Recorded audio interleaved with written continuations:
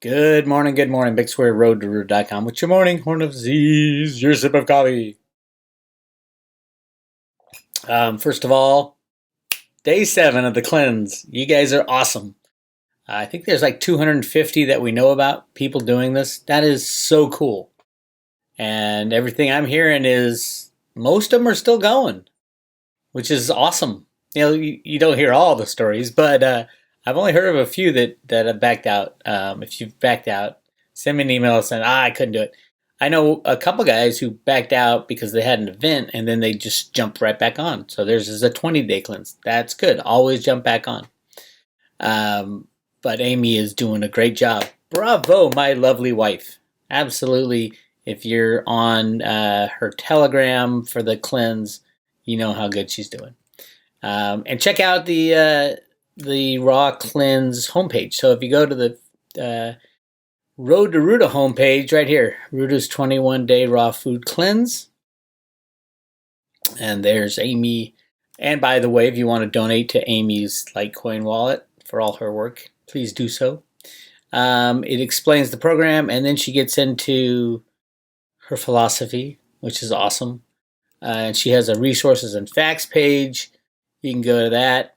All kinds of stuff about.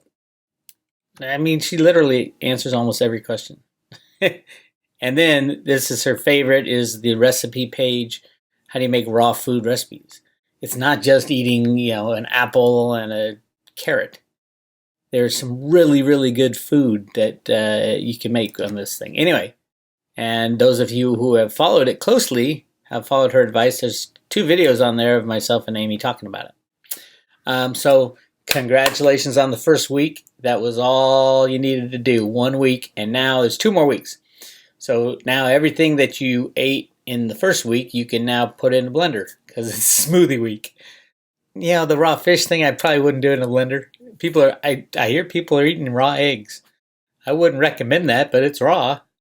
So the next step is the blender smoothies, and you can use almost everything. And if you want to lose more weight, do less fruit and more veggies. And Amy's got all these recipes for smoothies too. She's a machine. So check it out, and congratulations to everybody for making it this far. We're doing a great job. We're changing the world. Those of you going to the Bitcoin Bin meetup on August 17th in St. Louis, I highly recommend that. If you complete the cleanse, I'm giving away prizes to those people who made the cleanse. So if you plan on doing both, finishing the cleanse and going to the Bitcoin Bin thing, send me an email, bix@roadtoruta.com, and tell me you plan on making it. No lying either. No lying, cheating, and stealing. And I can tell right away. I'll look in your eyes. No, but it's really cool, and we got great feedback so far. Everybody's feeling amazingly good. Headaches are gone, stomach aches are leaving. That's the detoxifying everything. Remember, you're detoxifying your body. You're replacing all the crap you ate for the last 40, 50 years with the stuff that nature grows, right? So yes, I expect most of you have gone through the pain, and now we're on the smoothies, which is a great way to further detox, and then it gets to juices the last week, another way to further detox. And if you think about it, what are we eating for? What's the reason to eat? Is get the nutrients and the vitamins from the food. Well, it's easier to get nutrients and vitamins. First of all, raw food has all the nutrients and vitamins, not pastas. And when you cook food, it basically kills all the enzymes and all that stuff. Ask Amy about that. Don't ask me. But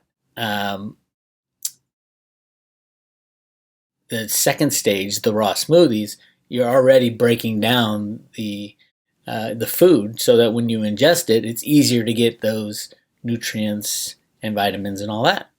And then the third week is you're just juicing it, and you're just getting, that's pure nutrients and vitamins. Crazy, huh? But yeah, it feels great. I'm feeling good 7 days in. I hope everybody out there who's doing it is having a good experience. Speaking of a bad experience, there's a problem in the world. And the problem is very obvious. People talk about it, but they don't understand it. And that is debt. Debt is a problem in the world. We've never been in more debt than ever before. This is just another reason I say there's no such thing as a clean landing out of this. There's no such thing as a smooth landing because the debt's still there. People cannot pay off this debt. Governments cannot pay off this debt. State and local governments cannot pay off this debt. Federal governments cannot pay off this debt. Nobody can pay off this debt unless they print the money like it's going out of style, which they are doing. But they're not doing it to pay off the debt. They're not paying off your debt with all this money printing. No, they're issuing because money is debt. They're printing more debt. That's the insanity part. Unless they're doing it for a different reason, which I've talked about on the road to Roota, they're doing it to destroy the system. There is no plans to pay off the debt. There is no plans to get the budgets in order. As a matter of fact, it's the exact opposite. Why? Because they know they have to get rid of the debt. The only way to get rid of the debt is to destroy everything. Everything. And that would clear the debt. No more mortgage, no more car payment. Yes, for every one person's debt is another person's asset. So these pension funds are going to get destroyed because they hold a lot of this debt. Like idiots. Well, they were forced to. Remember, pension funds invest in the same thing. So when they are all investing in the same thing, everything goes up. When they all have to get out, boom, everything, because they're all selling the same assets, everything goes down. So here's an article. The $6 trillion pension fund bailout is coming. Fiscal responsibility is dead. This is written by a guy named Lance Roberts. Real Investment Advice. This is his newsletter.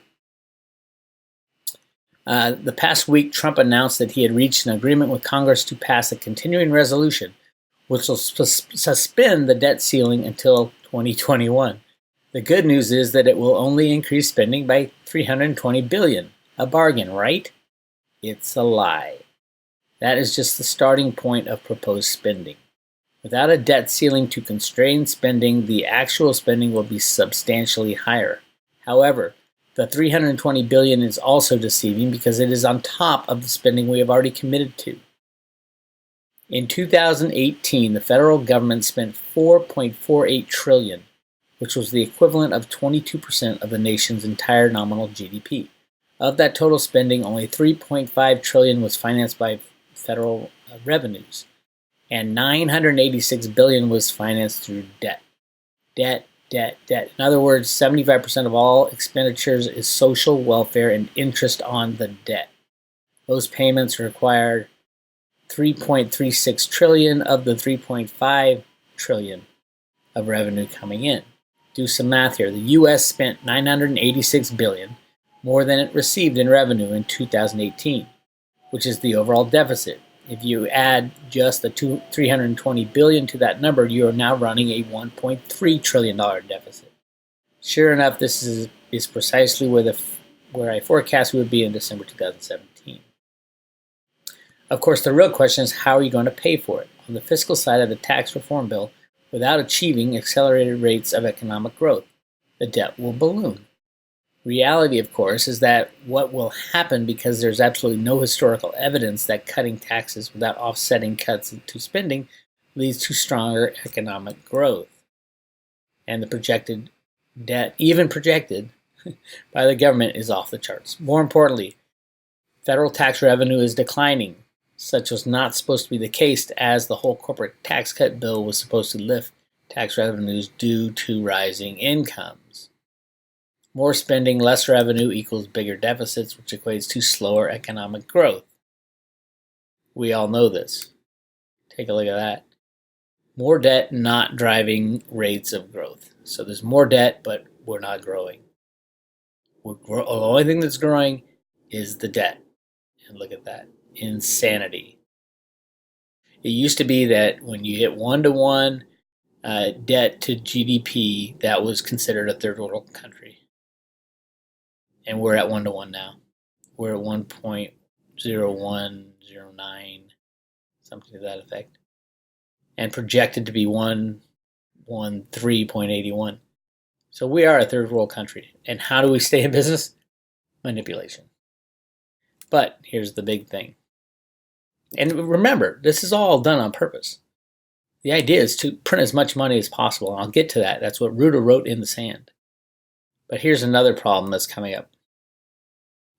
First of all, as President Kennedy once said, the time to repair the roof is when the sun is shining. Instead, we are punching more holes in the fiscal roof. The fact that debt and deficits are rising under conditions of full employment suggests a deeper underlying fiscal policy. During the next recession, revenue will drop sharply, deficits will explode, and the government will be forced into another round of bailouts. Congress is already committing you to pay for it. Here it is, the $6 trillion bailout. In April 2016, Moody Analysis pegged the total 75-year unfunded liability for all state and local pension plans at $3.5 trillion. That's the amount not covered by current fund assets or future expected contributions or investment returns at assumed rates ranging from 3.7 to 4.1%. Another calculation from the American Enterprise Institute comes up with $5.2 trillion, presuming the long-term bond yields average 2.6%. And they aren't. They're much lower than that. Since then, we have got some updated estimates. Surely, after 3 years of surging stock market returns, things have gotten better, right? Moody Investor Service estimated last year that the total pension funding gap in the U.S. was $4.4 trillion. A few months ago, the American Legislative Council estimated it at $6 trillion. Don't worry, Congress has your back. In the last article, he stated, the real crisis comes when there's a run on pensions. With a large number of pensioners already eligible for their pension, the next decline in the market will likely spur the fear that benefits will be lost entirely. The combined run on the system, which is grossly underfunded at a time when asset prices are declining, will cause a debacle of mass proportions. It will require a massive government bailout to resolve it. If you have your money in a pension and can take a lump sum, take that lump sum. Oh my God, take that lump sum. A lot of people say, well, I can't afford my health care is involved with that as well. Do the math. What happens if your pension fund cuts 50%? What if it cuts 100%? Can you still afford your health care? No. You have nothing. These pension funds do not have the money that they need. Take the lump sum and figure out your health care on your own. That's my take. And if you want to do that, call Will Lair at Perpetual Assets, because he'll get you into cryptos or metals in a self-directed IRA that you don't have to take taxes or penalties because you're rolling it over. Oh, by the way, you can trade cryptos in your retirement fund without paying taxes. All taxes are deferred. That's a huge benefit, especially Dick Allgaier put something out. Everybody's crying about the IRS going after tax cheats now, cryptos. They've sent out these letters to everybody, supposedly. Yeah, I don't know. Put it in your IRA and you don't have to worry about it. Trade within your IRA. You won't have to worry about it till you start taking your retirement. And it's in your own possession. And just call Will Lair at Perpetual Assets and look it up. I don't remember his number, 888 something. Perpetualassets.com. Anyway, it is a mess. It is a mess. And you might ask, well, what's the big deal? Currently, there are 75 million baby boomers in America. About 26% of the population have reached or will reach retirement age between 2011 and 2030. Many of them are public sector employees. In a 2015 study of public sector organizations, nearly half the responding organizations state they could lose 20% or more of their employees to retirement. The vast majority of these individuals, when they retire, will depend on their pension if they are in the 15% of the population that has one, and Social Security for the bulk of their living expenses. Problem is that pension funds aren't going to be able to keep their promises. Social Security, according to its own annual report, will run out of money in 15 years. Medicare has a massive underfunded problem as well. Again, everything is being destroyed by debt. And what are they doing? Running up debt. Why? Because it's the end game. It is the end game. Here's another one. This is great. Plans already implemented. Russia warns U.S. will unleash space arms race. Remember when Reagan created the Star Wars program? Billions and billions of spent for nothing, right? What was he trying to do? He was trying to destroy the system.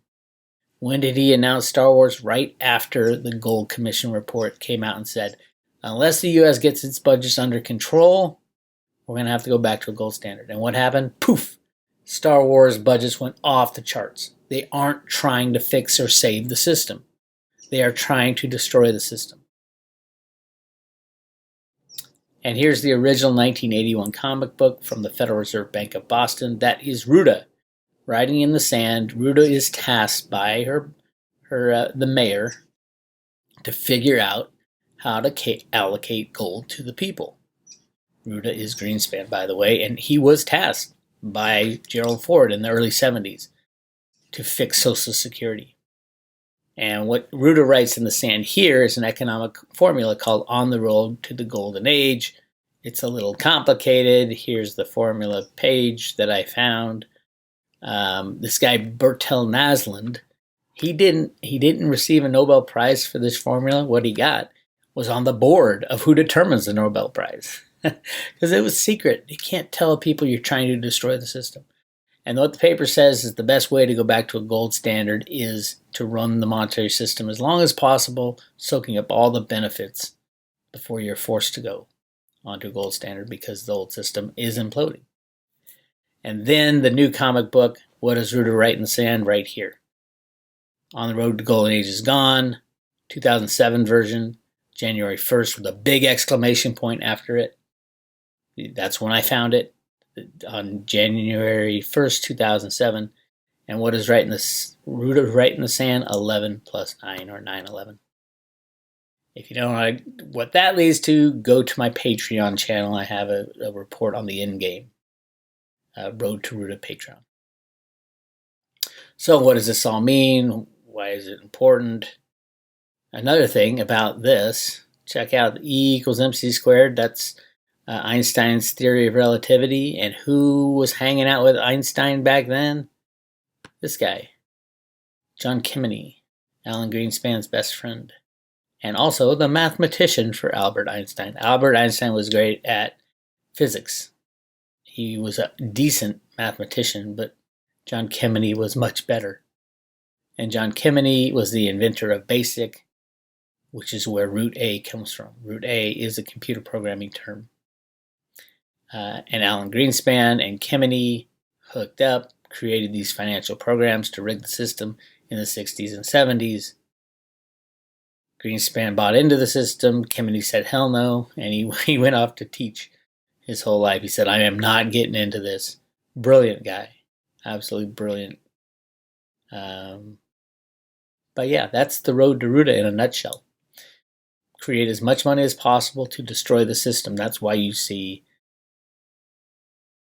things like Congress approving no limit debt ceiling, print as much money as you want, because now is the end game. Print as much money, and there's even more being printed that they don't tell you about.